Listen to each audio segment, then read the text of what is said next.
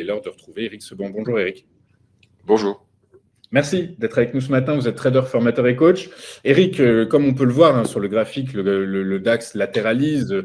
C'est juste, disons que le niveau de latéralisation s'élève. Ceci étant, par la force des choses, j'ai l'impression que rien de nouveau est à signaler sur l'indice phare allemand. La hausse reste larvée.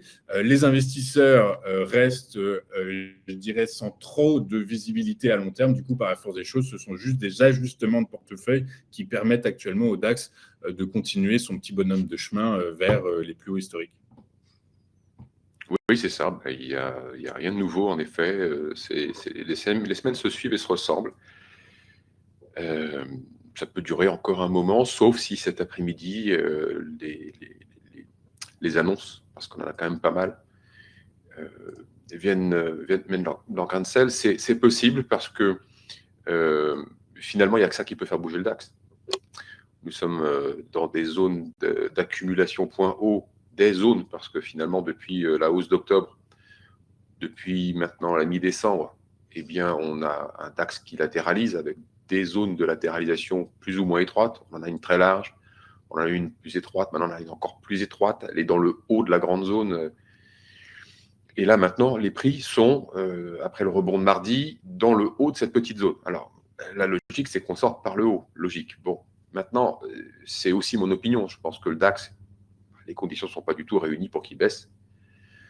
Je vous le répète, depuis des semaines et des semaines, la volatilité indique en effet que les gérants de portefeuille sont protégés, qu'ils ont tout le temps de tourner leur portefeuille, leur protection sur les portefeuilles, tout le temps d'arbitrer. La volatilité n'est pas très chère, elle est stable. Toutes les conditions sont réunies pour bien prendre ces marques et ces précautions pour un éventuel trou d'air, parce qu'il ne faut jamais imaginer qu'on ne reviendra pas en arrière. On reviendra en arrière, on ne sait pas quand, on ne sait pas pourquoi, on ne sait pas quelle l'amplitude provoquée par la nouvelle, parce qu'il faudra une nouvelle forcément.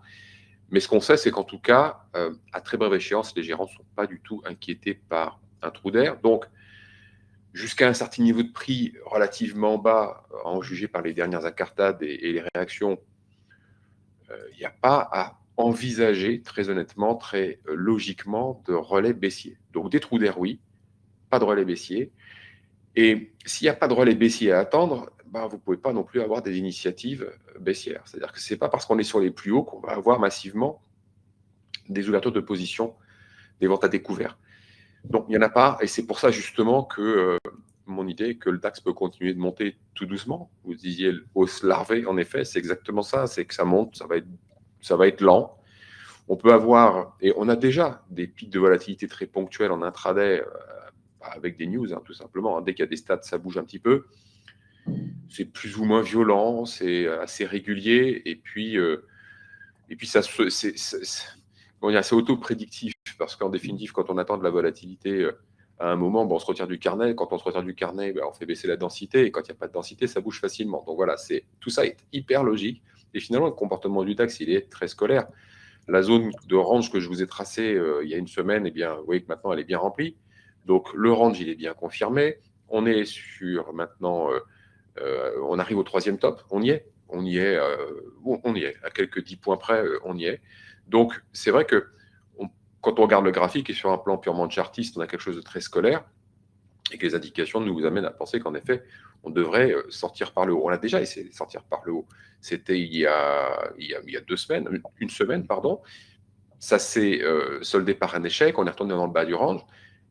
Troisième tentative, généralement la troisième est la bonne. Je dis généralement parce que de toute façon, on n'a pas de vérité absolue sur les marchés. Mais disons qu'à l'occasion des statistiques de cet après-midi, on pourrait bien en effet avoir une sortie par le haut. Mais attention, pas attendre un relais haussier très fort parce que les conditions ne sont pas réunies non plus. Elles ne sont pas réunies pour baisser, mais elles ne sont pas réunies pour monter non plus. C'est-à-dire que ce qu'on a actuellement, la latéralisation qu'on a actuellement, elle est simplement la résultante du fait que, en fait, personne n'a d'obligation d'agir. Personne n'a d'obligation d'agir et pas de conviction non plus. Donc, quand on n'a ni l'un ni l'autre, en effet, on ne prend pas d'initiative. Vous disiez, il n'y a pas de visibilité, il n'y en a pas. Ça fait déjà un moment qu'il n'y en a pas, il n'y en a pas plus depuis une semaine. Donc, les mêmes causes produisent les mêmes effets.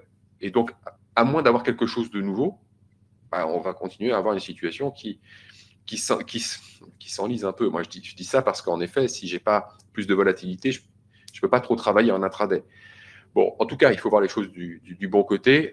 Les options, la volatilité sur les options, la volatilité implicite, reste stable à l'état 11, c'est pas très cher, ça reste modéré. C'est un bon moment pour, en effet, peut-être préparer le coup d'après. Le coup d'après, ça va être quoi? Ça va être que, en effet, si on partage mon opinion et qu'on se dit les probabilités de monter sont plus fortes que celles de baisser, même si ça va monter doucement, alors à ce moment-là, eh bien, on se prépare à ce que ça monte doucement. Et puis, se préparer, ça veut dire se préparer mentalement à avoir ponctuellement des trous d'air, à avoir une hausse qui est justement un peu lente, hésitante, se préparer à ne pas se poser de questions et à laisser justement porter ses positions. Le meilleur moyen de le faire, c'est de le faire maintenant en protégeant son portefeuille, en protégeant en achetant des puts, tout simplement, parce que justement, comme la volatilité n'était pas très chère, à ce moment-là, on peut le faire à peu de frais. Faire en fait comme font les gérants, à savoir, il n'y a pas d'indication que ça peut baisser, jusqu'à preuve du contraire, même quand il y a des mauvaises nouvelles, le marché tient. Bien sûr, il ne tiendra pas toute la vie. Par conséquent, bon, moi, j'ai des plus-values. Je n'ai pas envie de sortir maintenant, parce que si je sors maintenant, quand est-ce que je retourne et comment je vais y retourner? Compliqué. Un truc très simple, c'est en effet de protéger son portefeuille et attendre que les choses se fassent. De toute façon, c'est le marché qui donne le là. Donc, il n'y a que ça à faire, en fait. Il n'y a que ça à faire. Il n'y a que ça à faire, effectivement, et attendre un catalyseur à la hausse ou à la baisse. Du coup, par la force des choses, l'idée est de rester patient. Vous parliez de microéconomie au début de votre intervention. Hein, c'est Commerzbank, Airbus et Elmos qui ont publié leurs comptes. C'est mitigé. Globalement, Airbus est vendu ce matin. Airbus ne répond pas aux attentes, mais ceci étant, effectivement, aujourd'hui, que ce soit à Francfort ou à Paris, hein, c'est une journée qui sera largement placée sous le signe de la micro. Voilà, c'est les catalyseurs qu'on attend en ce moment. La géopolitique est un peu loin et on est en train de se rendre compte que finalement, par la force des choses, elle n'a pas tant d'impact que ça, en ce moment en tout cas, sur l'évolution des cours.